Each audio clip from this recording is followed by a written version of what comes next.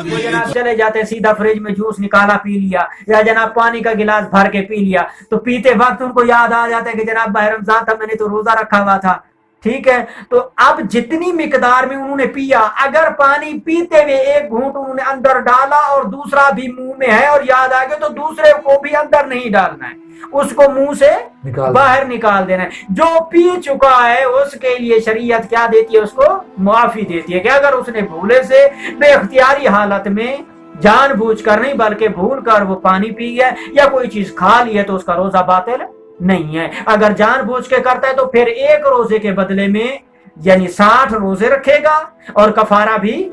अदा करेगा, या फिर एक गुलाम को आजाद करेगा, या फिर एक मुद्दत आम जो 3/4 बनता है वो एक फकीर को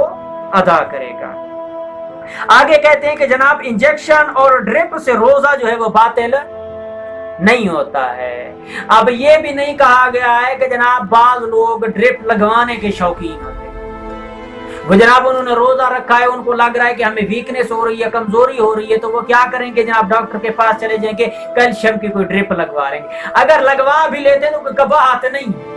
ठीक है, लेकिन अहदीस और फरामीन मोहम्मद और आले मोहम्मद में मिलता है कि इससे मुराद ये कि रोजा सख्ती का नाम है, रोजा इम्तिहान का नाम है, रोजा आजमाइश का नाम है। मुराद ये है इस रोजे से कि इंसान खुदा के इस इम्तिहान और आजमाइश में पूरा उतरे, ना ये कि अपने आप को ऐसे कामों में ऐसे फेल में मसरूफ कर दे कि जिसके बाद उसके अंदर ना तकवा ना परहेजगारी ना उसके अंदर खौफे खुदा मौजूद हो, तो ऐसा रोजा रखने का कोई फायदा नहीं है। वो भूख मरने के मसावी तो होगा, लेकिन वो रोजा इबादत नहीं है। रोजा इबादत से मुराद ये कि हमारे अंदर खौफ खुदा हो, सिर्फ खाने पीने का एहतमाम नहीं होना चाहिए कि 8 घंटे या 10 घंटे या 15 घंटे भूखे रहने के बाद हमने अच्छा खाना खाना है, ये कसद नहीं होना चाहिए बस, बल्कि उस भूख से गरीब नादार मुस्तहिक और फुकरा लोगों का एहसास करना,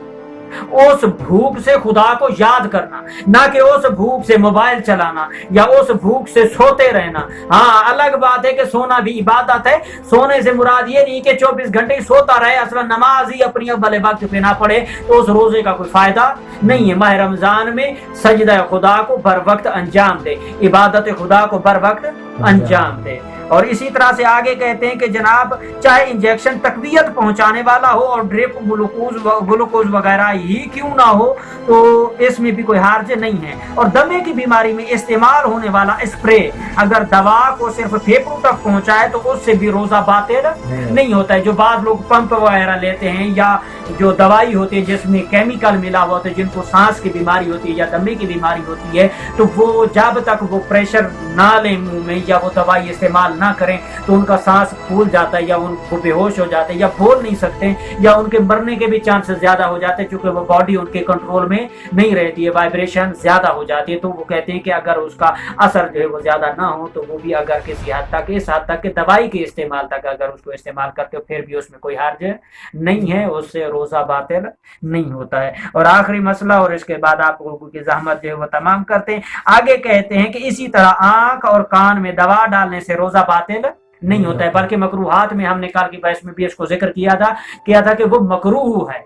कि आप आंख में, कान में, नाक में अगर कोई ड्रिप वगैरह या कोई सुरमा या जनाब काजल या इसी तरह की कोई और चीज या आंखों के कतरे वगैरह इस्तेमाल करते हैं, अगर आपको यकीन हो कि उससे जायका हलक तक पहुंचता है तो फिर जायज नहीं है। अगर आपको यकीन नहीं है फिर आप अगर इस्तेमाल करते हैं तो वो मकरूह है, लेकिन उससे रोजा बातिल नहीं होता है। और इसी तरह जनाब आगे कहते हैं कि अगर रोजेदार दांतों की रुख में फंसी हुई कोई चीज आमदन निगल ले तो उसका रोजा बातिल हो जाता है। जैसे जनाब आप माशाल्लाह कोई बड़ा गोश्त खाते हैं तो बोटियों वगैरह के जर्रात तकरीबन इतनी मिकदार में भी बड़े बड़े टुकड़े या जिनके दांत खुले होते हैं तो उनमें बोटियां जनाब क्या होती है, खड़ी रहती हैं या दांतों में फंस जाती हैं। तो रोजा रखने के बाद दोपहर को अपने ख्याल में बैठ के दांत साफ कर रहे और जनाब बोटियां निकाल के खा रहे हैं तो उस हालत में रोजा باطل ہو جائے گا، چونکہ وہ کھانا غذا میں شمار ہوتا ہے۔ تو اسی لیے کہا جاتا ہے کہ سحری کرنے کے بعد مستحب ہے کہ مسواک کر لیا جائے، تاکہ کھانے کے جو ذرات ہیں وہ منہ میں باقی نہ رہیں اور آپ کا روزہ جو ہے وہ صحیح وقت کے اوپر پورا ثواب اور واجب کے ساتھ ادا ہو جائے۔ تو انہی الفاظ کے ساتھ آپ لوگوں سے دعا بھی چاہوں گا اور خالق حقیقی سے دعا کرتا ہوں مالک کائنات آپ کا اس مقام پہ بیٹھنا اور ماہ سیام میں آپ لوگوں کی عبادتیں اعمال خداوند متعالی اپنی بارگاہ میں عبادت کے طور پہ شمار فرمائے، اور یہ جو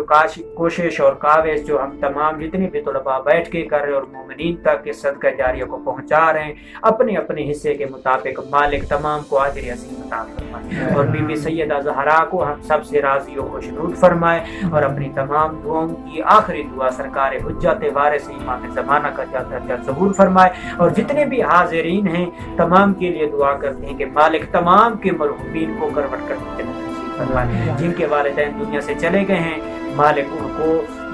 شفاعت محمد و آل محمد نصیب فرمائے، جن کے والدین زندہ ہیں ان کو طول عمر عطا فرمائے، تمام دعاؤں کی قبولیت اور تمام اعمال کی مقبولیت کیجیے بآواز بلند تر